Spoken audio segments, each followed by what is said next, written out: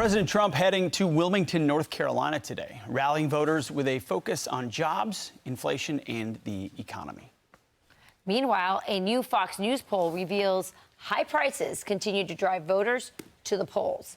And Trump's Tar Heel trip comes at a critical time as Fox Power Rankings has North Carolina as one of 6 toss-up states ahead of Election Day. North Carolina Senator Ted Budd will join Trump at the rally today, and he joins us now.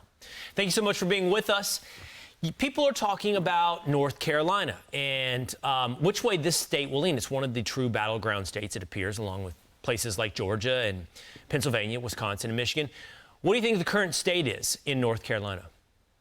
Well, I think it's a lot like 2016 and 2020, where Trump decidedly won North Carolina. He helped me win in 2022, and he's going to win in 2024.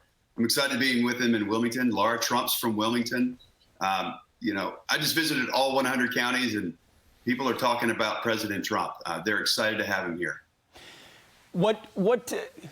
It's a state that the president has carried, but it's a close state this time around. What issue are you honing in on to sort of gain the move it over 50%?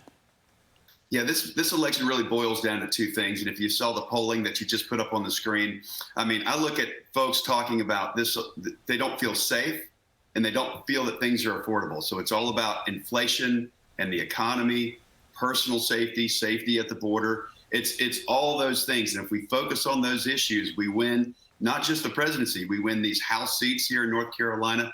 Laurie Buckout and NC won a critical race for our country and keeping the U.S. House, the Attorney General, Dan Bishop, all those are critical. But everyone is feeling safety issues and they're feeling economy issues.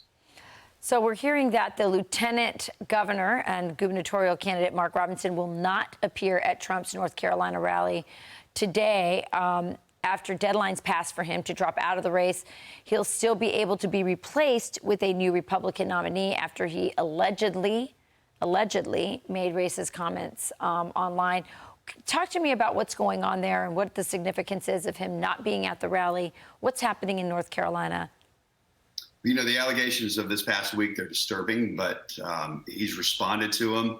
And it's really up to him to make clear in the coming days about his case. But look, he has an opportunity to be the first African-American governor. He's already been the first African-American lieutenant governor. But this is really about Donald Trump and the rest of the ticket winning in this state. And that's what we're going to make clear later today.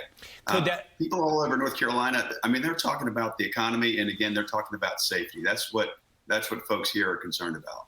As well they should. Could a scandal like this have a depressing effect on the rest of the ticket for Republicans? No, North Carolinians know how to pick their candidates. If you look at the history of our tickets, they know how to pick and choose. I'm very encouraged about the House seats here. I'm encouraged about the Attorney General, and I'm very encouraged about Donald J. Trump, who won it in 2016. He won it in 2020, helped me in 2022, and he's going to win here in 24. Well, we'll be watching the rally in Wilmington, North Carolina today. Senator Ted Budd, thanks for your time. Thank you, Senator. Thank you. I'm Steve Ducey. I'm Brian Kilmeade. And I'm Ainsley Earhart. And click here to subscribe to the Fox News YouTube page to catch our hottest interviews and most compelling analysis.